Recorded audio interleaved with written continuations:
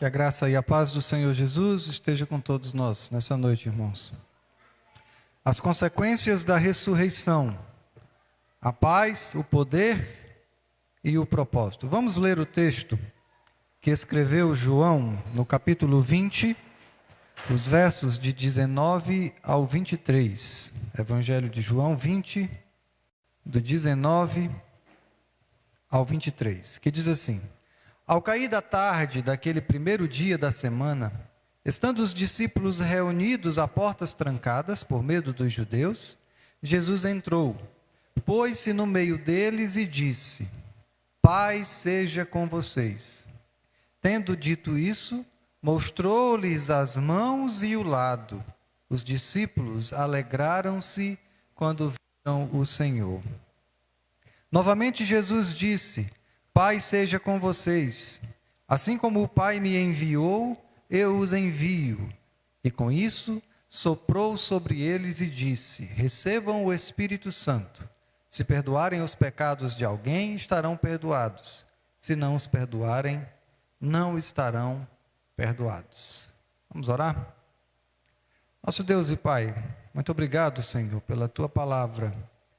Muito obrigado porque temos o privilégio de lê-la e de entendê-la, ó Pai, por meio do agir do Teu Espírito Santo. É ao Espírito Santo do Senhor que nós oramos e pedimos que nos dê sabedoria, que nos dê discernimento para compreender aquilo que está registrado nas Sagradas Escrituras. Abençoa todos aqueles que nos ouvem, todos aqueles que estão prestando atenção a essa mensagem. E que o Teu Espírito Santo de já trabalhe em seus corações para que se arrependam dos pecados e creiam em Jesus Cristo. No nome de Jesus, nós te oramos. Amém.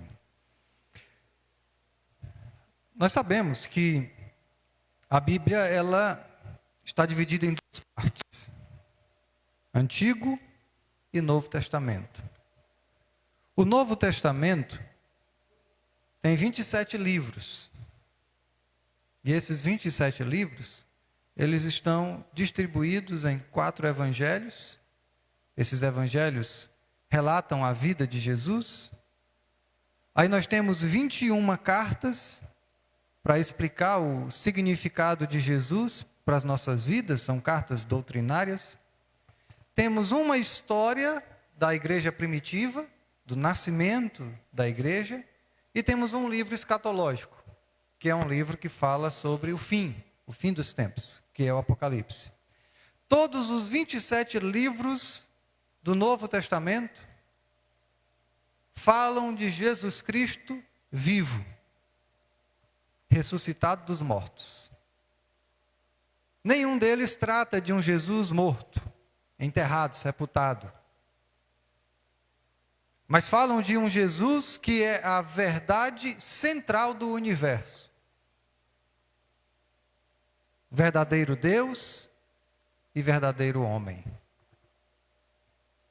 Meu objetivo, irmãos, com essa mensagem, é olhar com todos vocês para a primeira aparição de Jesus aos discípulos, os discípulos em conjunto, e assustados após a sua ressurreição. E o que eu quero destacar hoje é como o Jesus ressuscitado, o Jesus vivo, agiu e o que ele disse naquele momento tão especial. Primeiro vamos ver como Jesus agiu naquele reencontro fantástico, aquele reencontro maravilhoso com os seus discípulos. No versículo 19, nós lemos o seguinte: Ao cair da tarde daquele primeiro dia da semana, estando os discípulos reunidos a portas trancadas por medo dos judeus, Jesus entrou, pôs-se no meio deles e disse: Paz seja com vocês.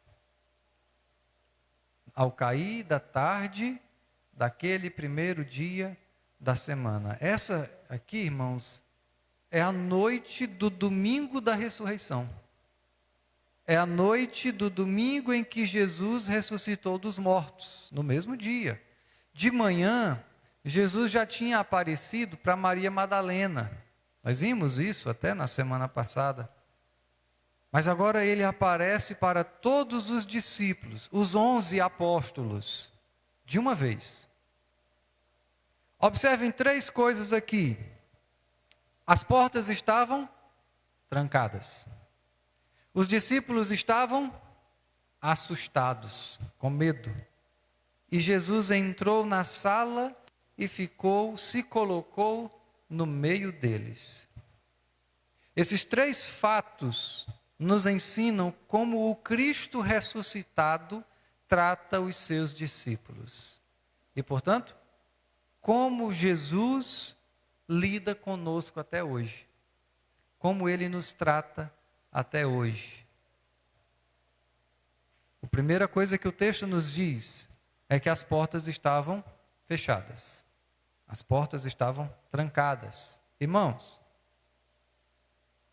Jesus não precisa bater se Ele quiser entrar. Veja que Ele nem mesmo precisou abrir a porta. Ele simplesmente apareceu lá. E como nós vimos na mensagem do domingo passado, Jesus não era um fantasma. Não era uma alma, não era um espírito. Tanto é que o versículo 20 aqui diz que Jesus mostrou-lhes as mãos e o lado. O lado porque foi traspassado pela lança. Nos detalhes do evangelista Lucas, em Lucas 24:32, Jesus disse assim, nesse mesmo encontro relatado por Lucas: vejam as minhas mãos e os meus pés, sou eu mesmo. Toquem-me e vejam. Palavras de Jesus, e Lucas escreve o seu comentário: um espírito não tem carnes nem ossos, como vocês estão vendo que eu tenho. Está vendo? Jesus disse: eu estou aqui. Eu tenho um corpo físico. Jesus tem um corpo físico. Mas só que esse corpo não é exatamente como o nosso corpo é. Jesus simplesmente, irmãos, apareceu lá, apesar das portas fechadas. O que significa que Jesus pode ir aonde ninguém mais pode. E talvez essa seja a aplicação dessa narrativa para você.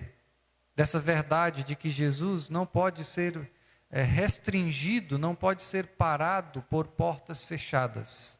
Jesus pode ir aonde ninguém mais pode.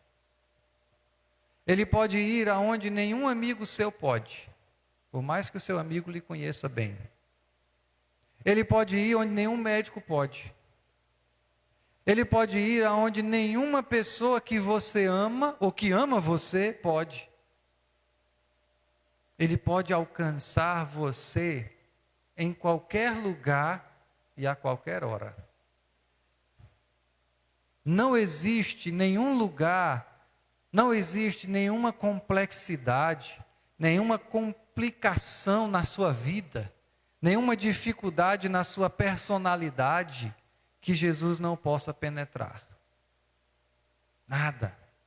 Às vezes você olha para uma pessoa que é tido como um mau caráter e você diz: essa pessoa é irrecuperável. Fulano é complicado demais para Jesus. Não existe isso, irmãos. Não importa o quão complicado a sua vida possa ser, Jesus tem total acesso a ela. As nossas vidas são como um livro aberto para Jesus. A ressurreição de Jesus dentre os mortos lhe permite fazer o que ninguém mais pode fazer. Só Ele, só Jesus pode entrar em cada um de nós e tirar o nosso coração endurecido, pecador, complicado e nos dá um coração novo que é capaz de amar e de obedecer a Deus. Não há ninguém como Jesus em todo o universo.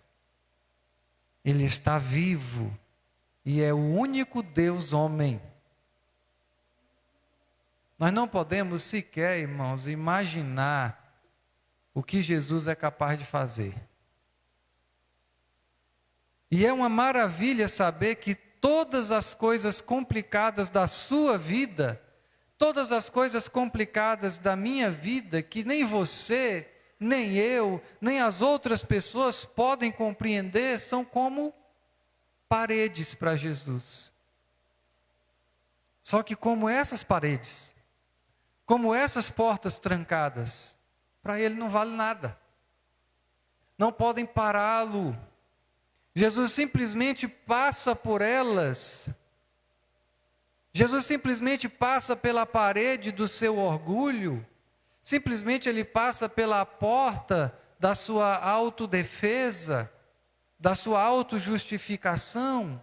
Ele simplesmente passa pela porta do seu egoísmo e alcança você irresistível e graciosamente. E muda tudo. Ele não precisa bater. Se ele quiser entrar, ele não precisa bater. O texto diz ainda que os discípulos estavam com medo. Diz assim, estando os discípulos reunidos a portas trancadas, e diz o motivo, por medo dos judeus. Jesus entrou. Ora, o líder deles, irmãos, tinha acabado de ser crucificado. E tinha sido crucificado como uma grande ameaça a César, uma grande ameaça ao Império Romano. Vamos combinar que esse medo é totalmente compreensível. Você não pode julgar os discípulos por estarem com medo. E nesse momento de medo, Jesus vai até eles. É comum, irmãos, sentirmos medo em nossa caminhada cristã. É comum. Eu vou falar um pouco com vocês sobre os meus medos. Alguns deles. Eu sou muito medroso. Só vou falar de alguns. Eu tenho muito medo de não estar preparado para falar o que eu devo falar e para fazer o que eu devo fazer. Muito medo. Eu tenho muito medo que a igreja não prospere. Eu não estou falando de que a igreja cresça, eu estou falando que a igreja prospere, é diferente. Eu tenho muito medo que os cultos não sejam frequentados. Porque isso é sinal de frieza espiritual da igreja. Eu tenho muito medo que os irmãos, meus irmãos, que eu tanto amo, não cresçam em maturidade, não cresçam em fé. Eu tenho medo que os meus filhos não tenham fé salvadora. Eu tenho medo de cair no mundanismo e na inutilidade. E as pessoas um dia olhar para mim e dizer, quem já foi e quem hoje é. Isso é muito triste. E não é raro no meio evangélico. Ter medo na nossa caminhada cristã é comum. Eu falei aqui dos meus, você tem os seus. Mas é quando estamos com medo que nós precisamos ouvir o que Jesus disse nessa ocasião para os discípulos. Paz seja com vocês. Ele disse, eu volto para os meus quando eles estão com medo. Ele disse, eu não espero que eles resolvam tudo sozinhos. Eu não espero que eles tenham fé suficiente para superar o medo. Jesus disse, sou eu quem os ajuda a ter fé suficiente para superar o medo. Irmãos, o Jesus vivo, o Jesus ressuscitado, continua fazendo isso. Ele vem a nós quando nós clamamos por Ele em meio ao nosso medo. Ele nos ajuda, Ele nos fortalece, Ele nos segura. Eu já o chamei muitas vezes: Senhor, por favor, me ajude, porque eu estou com medo. E todas as vezes, ele se aproximou com a seguinte promessa, de Isaías 41:10. Esse, eu não sei se os irmãos sabem, é o meu versículo favorito. Não tema, pois eu estou com você. Não tenha medo, pois eu sou o seu Deus. Eu o fortalecerei e o ajudarei. Deus está no centro desse versículo. Ele diz que Ele é que faz. Eu estou com você. Eu sou o seu Deus. Eu o fortalecerei. Eu o ajudarei. É Ele que faz. Ele fará isso por você também. Se é que você crê nele. Se é que você o recebe em sua vida como ele realmente é. Não como um Deus que você idealizou. Não como um Jesus que contaram para você. Mas como o Jesus, o Deus vivo que está na Bíblia. Ele faz a mesma coisa com todos aqueles que o buscam. Jesus se colocou no meio dos discípulos. Eu quero destacar isso. O texto diz que Jesus entrou, pôs-se no meio deles e disse: Pai, seja com vocês. Sabe o que é interessante? Quantas e quantas divindades de outras religiões são tão transcendentes, ou seja, estão tão afastadas de nós, por serem ou se julgarem tão superiores, jamais se colocariam no nosso meio. Jesus foi até eles e se colocou no meio deles. Ele não ficou flutuando no ar, à distância, longe. Jesus queria que os discípulos o vissem e o conhecessem. Jesus queria que os discípulos crescem nele e o amassem como o Deus conosco. Jesus é Deus que se fez homem e ele habitou em nosso meio. Isso é o que Jesus quer para você hoje. Ele quer que você tenha um relacionamento próximo com ele, para conhecê-lo, como ele realmente é. Para que ele penetre em sua vida onde ninguém mais pode ir, só ele. Para que ele ajude você em seus medos, de uma forma, de uma maneira que só ele pode. Para que você tenha Jesus por perto, não um Deus distante que você só encontra no domingo.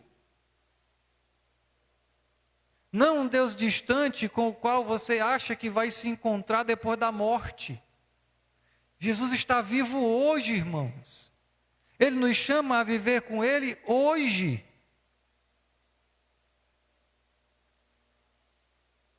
Um Deus que vai direto a você.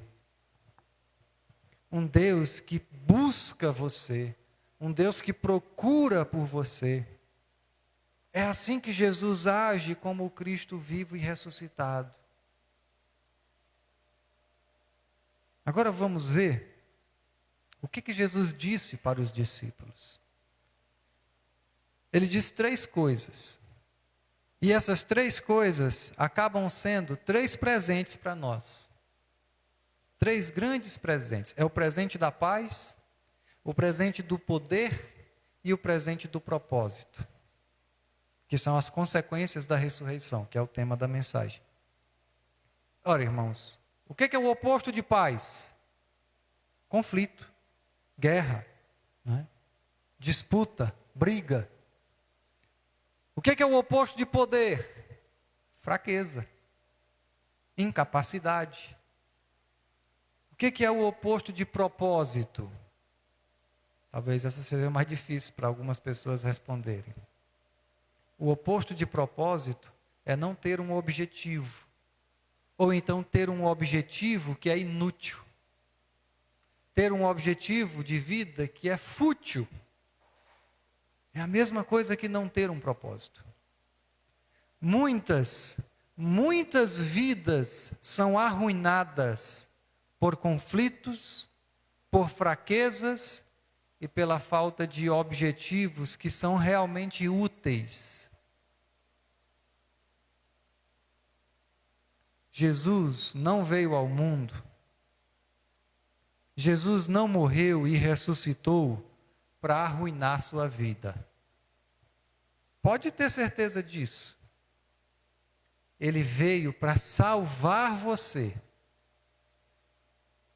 E o que nós vamos ver é que Jesus nos salva de arruinarmos as nossas próprias vidas quando Ele se torna a nossa paz, quando Ele se torna o nosso poder e quando Ele se torna o nosso propósito. E a minha oração é constante para que você creia em Jesus como a sua paz, como o seu poder e como o seu propósito. Porque só saber disso não adianta. O que Jesus disse para eles? Ele disse 2 vezes: paz seja com vocês. O texto diz assim: Jesus entrou, pôs-se no meio deles e disse: paz seja com vocês. Tendo dito isso, mostrou-lhes as mãos e o lado. Os discípulos alegraram-se quando viram o Senhor. Novamente Jesus disse: paz seja com vocês. 2 vezes. Antes de Jesus dizer qualquer coisa sobre poder e sobre propósito, ele deseja estabelecer a paz. Que paz é essa? Será que é a paz mundial? A ordem aqui, irmãos, paz, poder e propósito é muito importante. Você não pode entender essas palavras, esses presentes, fora de ordem. A paz que Jesus dá é responsável por qualquer uma de nossas ações com o poder de Jesus ou qualquer uma de nossas ações pelo propósito de Jesus, pelo objetivo de Cristo. Porque nós não iniciamos a paz com Jesus por meio das nossas obras. Ninguém pode iniciar, ninguém pode alcançar a paz com Deus por meio das suas atitudes, por meio das suas ações. É Ele quem inicia a paz conosco. E aí só depois nós somos capacitados com o poder e o objetivo, o propósito, e ter uma vida eterna com Ele, por Ele e para Ele. Não confunda a ordem dos presentes que Jesus nos deu com a ressurreição.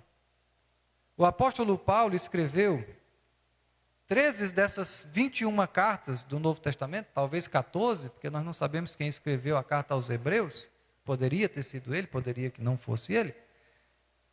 E ele explica essa paz da seguinte forma, em Efésios 2, a partir do versículo 14. Pois Ele, Jesus, é a nossa paz, o qual de ambos aí, irmãos, é judeus e gentios, tá? O qual de ambos fez um e destruiu a barreira, o muro de inimizade, anulando em seu corpo a lei dos mandamentos expressa em ordenanças. O objetivo dele era criar em si mesmo, dos dois, um novo homem, fazendo a paz e reconciliar com Deus os dois em um corpo, a igreja, por meio da cruz, pela qual ele destruiu a inimizade. Ele veio e anunciou paz a vocês que estavam longe, no caso os gentios, e paz a vocês que estavam perto, os judeus. Pois por meio dele, tanto nós, Paulo fala como judeu aí, então tanto nós os judeus, como vocês os gentios, temos acesso ao Pai por um só Espírito. É assim que Paulo explica. A paz que Jesus oferece aos discípulos é a paz que ele conquistou quando morreu na cruz por eles. É por isso que no versículo 20, o versículo 20 diz assim: Tendo dito isso, mostrou-lhes as mãos e o lado. Por que Jesus mostrou as mãos e o lado? E depois disse: Pai, seja com vocês. Ele estava mostrando para os discípulos que ele é o mesmo que morreu. Jesus é aquele que morreu. Ele é aquele, irmãos, que todos nós abandonamos. Ele é aquele que foi traspassado por nossas transgressões, como disse o profeta Isaías. Ele é a razão da nossa nova vida. Só Ele pode nos dar paz, porque Ele faz isso por meio do seu sangue, e com o seu sangue Ele cobriu os nossos pecados. Isso quer dizer que se você confia em Jesus, eu até gosto mais desse termo, do que perguntar se você crê em Jesus, porque se eu perguntar, as pessoas podem não entender a pergunta, e dizer assim: quem é que não crê em Jesus? Mas eu prefiro usar o termo confia. Se você confia em Jesus, você confia que o que Ele fez na cruz serviu para você? Você confia que Ele anulou os seus pecados? Você confia que Ele te concede a graça da salvação e da vida eterna? Seus pecados são cancelados. Isso quer dizer que eles não são contados diante de Deus. A ira de Deus é removida. Foi isso que Paulo quis dizer quando ele escreveu que Jesus reconciliou com Deus os dois povos, judeus e gentios, em um corpo por meio da cruz, pela qual Jesus destruiu a inimizade.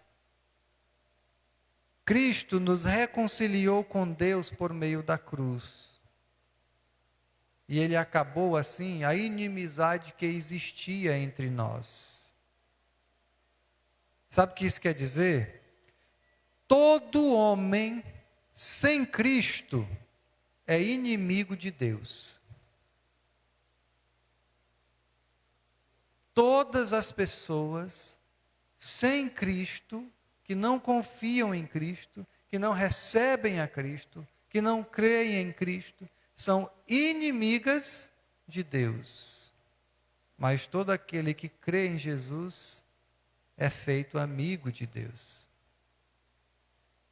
Na cruz, toda a hostilidade, todo o conflito entre nós e Deus foi abolido, deixou de existir. E é isso que Jesus está mostrando aqui. Olhe para o meu lado, veja as minhas mãos. Eu fiz as pazes entre vocês e Deus com a minha morte.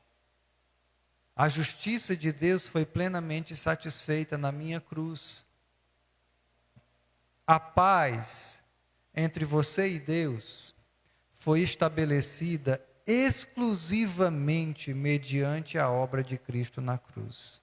Por isso, meu irmão, não pense que você pode se esforçar para ter paz com Deus. Essa paz que excede todo o nosso entendimento já foi conquistada por Cristo. E nunca pode ser adquirida ou perdida por nada que façamos ou deixemos de fazer. A paz é um presente que Jesus dá àqueles que confiam nele. Você não fez por merecer. E uma vez que recebe esse presente, nada que você faça vai anulá-lo. Nada que você faça fará com que você o perca. Como é que alguém recebe essa paz? Ou melhor, como é que você recebe essa paz? Nós sabemos que ninguém nasce com essa paz. Senão, não precisaria Jesus ter vindo ao mundo e morrer. Se todo mundo tivesse essa paz, ele morreu por quê? Ninguém nasce com essa paz. Pelo contrário, todos nascemos inimigos de Deus. É por isso que essa paz é um presente de Deus. Nós não a merecemos. Nós simplesmente recebemos essa paz do próprio Deus ou não. Ou melhor, nós simplesmente recebemos a Jesus ou não. Paulo disse, Ele é a nossa paz. Se você tem o Cristo vivo e ressuscitado como o seu Salvador, como o seu Senhor, como o seu tesouro, como o seu amigo, você tem a paz que Ele dá. A paz que Ele é. Romanos 5:1 diz, tendo sido, pois, justificados pela fé, temos paz com Deus, por meio do nosso Senhor Jesus Cristo. Jesus oferece essa paz a você. É de graça. Eu espero, eu tenho esperança, eu oro para que você receba Jesus em sua vida. Para que você receba essa paz em sua vida. O texto de hoje fala sobre paz, poder e também fala sobre propósito. Eu passei mais tempo falando sobre a paz, porque eu acredito que se não tivermos paz com Deus, nós vamos tentar conquistar essa paz pelo esforço próprio. E isso nunca vai funcionar. A paz vem em primeiro lugar. Ela é grátis. E todo o resto na vida cristã, poder e propósito, são efeitos dessa paz e não a causa da paz. Tem muita gente que pensa, eu vou mudar a minha vida, eu vou fazer dessa forma, eu vou deixar de fazer isso, que aí eu vou viver em paz com Deus. Ledo engano. Só se recebe a paz com Deus por meio do sacrifício de Cristo. A paz é conquistada por Jesus, e Ele fez isso na cruz.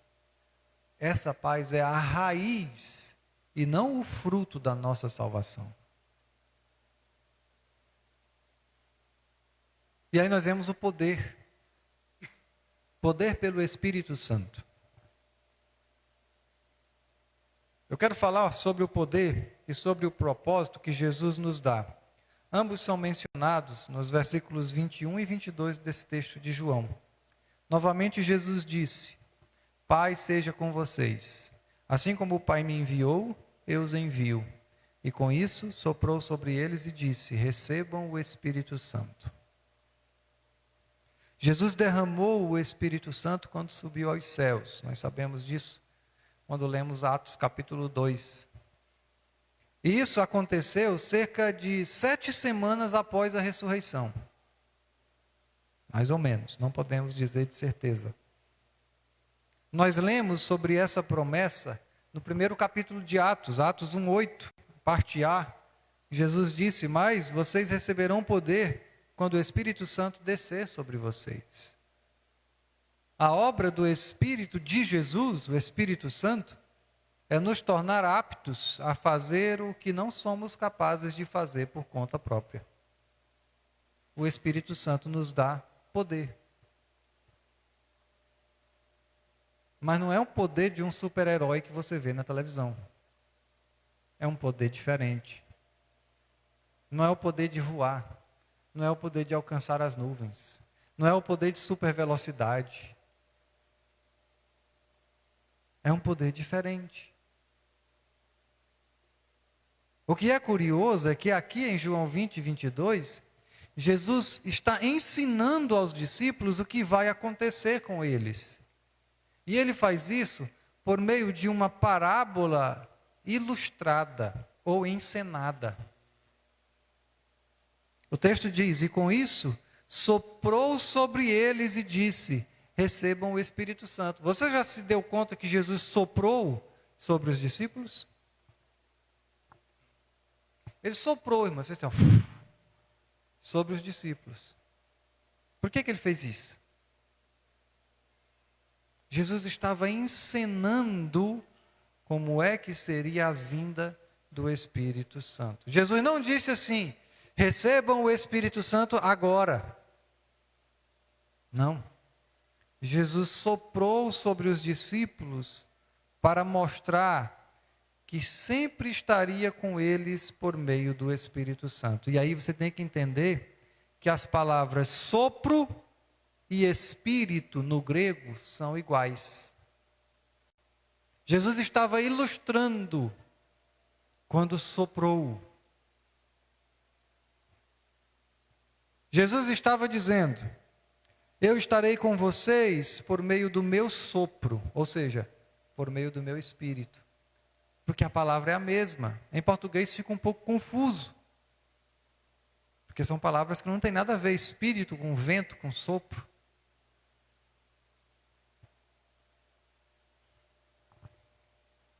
Nós já vimos esse ensinamento antes em João 14, quando Jesus disse assim: não vos deixarei órfãos, voltarei para vocês. Assim como Jesus, o Jesus vivo e ressuscitado, foi até os discípulos naquela noite, ele vem até nós hoje.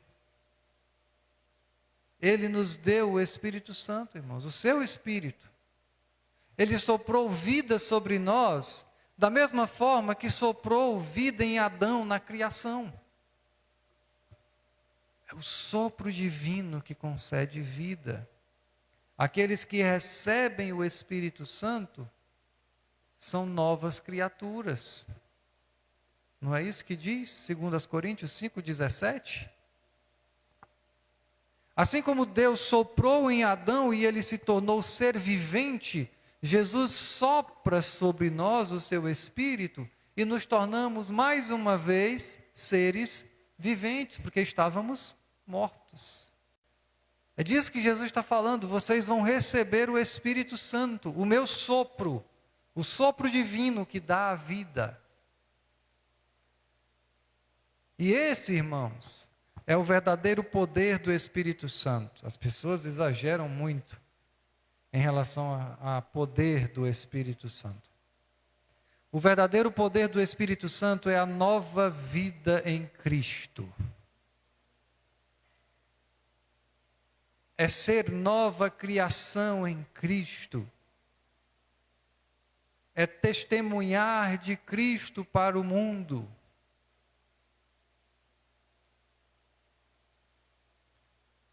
E esse poder é a nossa única esperança de cumprir o propósito que Jesus tem para nós. E esse propósito está no versículo 21. Assim como o Pai me enviou, eu também vos envio. Você viu aí a ordem? Paz por meio da cruz, os pecados foram perdoados. Poder por meio do Espírito, para viver em novidade de vida e para poder cumprir o propósito que é ir ao mundo. Nós fomos enviados ao mundo. Jesus quer que vocês vivam no mundo como representantes dele, seus embaixadores. Ele quer que vocês recebam a sua paz. Ele quer que vocês assumam o seu poder. E Ele quer que vocês glorifiquem ao seu Pai, do mesmo jeito que Ele fez. Jesus vem até nós e nos dá a paz com Deus. Aí, Ele nos dá poder para fazer o tipo de coisa que meros humanos não poderiam fazer. E entre todas essas coisas que nós não poderíamos fazer estão: anular o nosso pecado. O homem não consegue anular seu próprio pecado. Derrotar o nosso egoísmo. Amar as pessoas. E valorizar a Cristo acima de tudo. E então, com essa paz e com esse poder, Jesus nos dá o propósito central da nossa existência. Assim como o Pai me enviou, eu também estou enviando vocês. Jesus nos envia ao mundo para oferecermos a sua paz, para oferecermos a sua luz, para oferecermos a sua verdade. Jesus nos envia ao mundo para oferecer a sua vida. Ele voltou para o Pai, mas nos deixou o seu Espírito, o Espírito Santo. Por isso nós podemos e devemos glorificar Jesus neste mundo. Tem gente que está guardando adoração e louvor, não é, para a eternidade. Quando vou ficar aqui na minha, crendo aqui na minha, e quando Jesus voltar, aí o negócio vai ser bom. Aí é que eu vou começar a fazer alguma coisa. Você pode ser pego de surpresa quando ele voltar. Cuidado. Avalie seu pensamento, avalie seu coração, avalie a sua fé, avalie a sua vida. Ele nos deu poder e um propósito. Assim como o Pai me enviou, eu também envio vocês. Jesus nos envia ao mundo. Esse é o nosso grande propósito. Na paz de Deus e pelo poder de Deus, nós vamos fazer a vontade de Deus, para a glória de Deus e para o bem do nosso próximo. E se você ficou confuso, pensou que eu não ia falar sobre o versículo 23, eu ainda vou falar sobre ele. É uma boa maneira de concluir. Jesus disse aos discípulos, em João 20, 23, se perdoarem os pecados de alguém, estarão perdoados. E se não os perdoarem, não estarão perdoados. Existe um princípio dentro da Igreja Católica que é chamado de romanismo. O romanismo diz que a igreja tem autoridade para perdoar pecados, baseado nesse texto. É por isso que tem o momento de se confessar com o sacerdote. E ele, representando a igreja, perdoa os pecados. Mas será que é isso que Jesus está dizendo? O que Jesus quer dizer é o seguinte, irmãos. Quando você, Igreja de Cristo, conta para as outras pessoas o que Jesus fez, quando você cumpre o seu propósito de oferecer Jesus para o mundo, de oferecer o perdão, a salvação, a graça, a luz, a paz, o poder, quando a igreja ensina a palavra de Deus e fala sobre a obra de Cristo na cruz, é Jesus quem fala através de nós. De forma que quando alguém fala do Evangelho, é o próprio Jesus, por meio do Espírito Santo, que está falando. E se aí alguém acreditar na nossa pregação, eu estou pregando aqui hoje, será que alguém vai acreditar?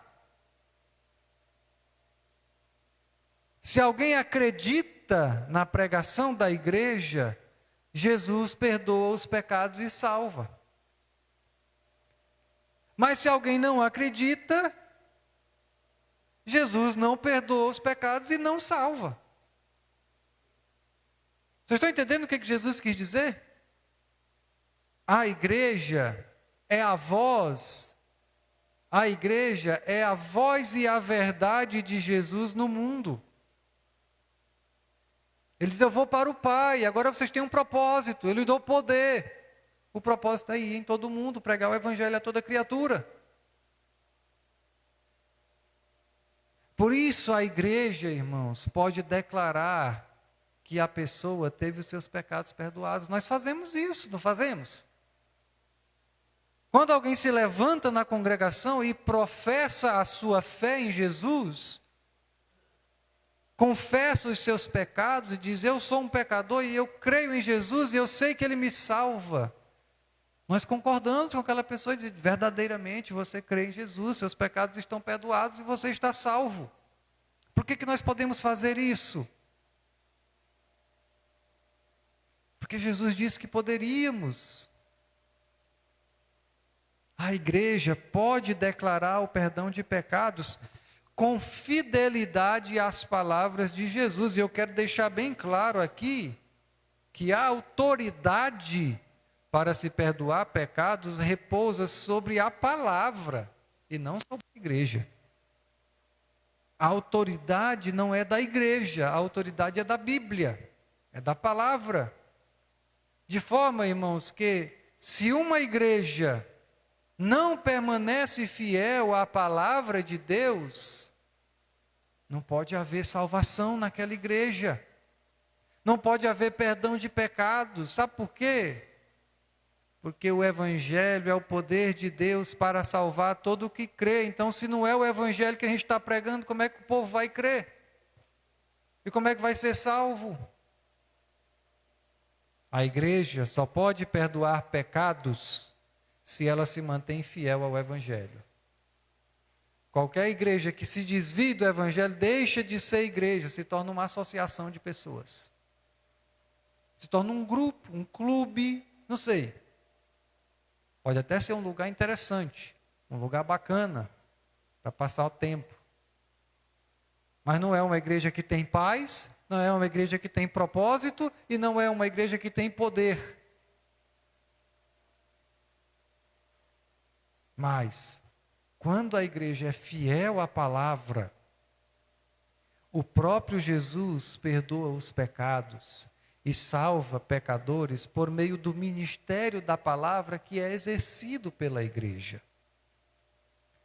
Eu sei que você já deve ter pensado assim: se Jesus vier até mim aqui agora, como ele veio aos discípulos, e aparecer aqui no meu meio e dizer: Pai, seja com você, Francisco Antônio, eu vou crer. Não é assim que funciona. Ele deixou o poder do Espírito e o propósito para a igreja. Então, se você tiver de crer em Jesus Cristo, vai ser por meio do ministério da palavra. Você vai morrer de esperar. Isso não vai acontecer.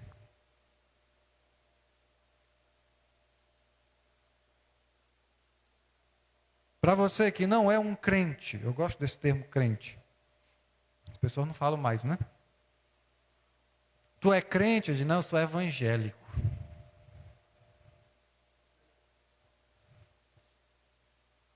Às vezes nem é, né? Às vezes é igrejélico, mas não é evangélico. Para você que não é crente, ou para você que não professou ser um crente, não confessou que é um crente, tudo isso que eu falei significa que o que você fizer com essa mensagem, o que você fizer com essa palavra, desse mensageiro pecador que está aqui, desse mensageiro falho, o que você fizer com essa mensagem vai definir se você é perdoado ou não, se você é salvo ou não. O que eu posso fazer com aquele mesmo medo de sempre ter a palavra certa, como mensageiro de Cristo, é exortar você. Reconcilie-se com Deus. Jesus já nos deu o caminho, Ele é o caminho para a paz com Deus. Reconcilie-se com Deus. Receba o presente gratuito da paz. Receba o presente gratuito do poder. E receba o presente gratuito do propósito de Jesus Cristo. Que o Espírito Santo de Deus opere poderosamente na sua vida, lhe convencendo da sua verdade. Verdade essa que diz que todos nós somos pecadores. E que se não crermos em Jesus e não o recebermos em nossas vidas como a nossa paz, o nosso poder e o nosso propósito, estaremos perdidos para sempre. Que o Senhor Jesus abençoe as nossas vidas. Nós estamos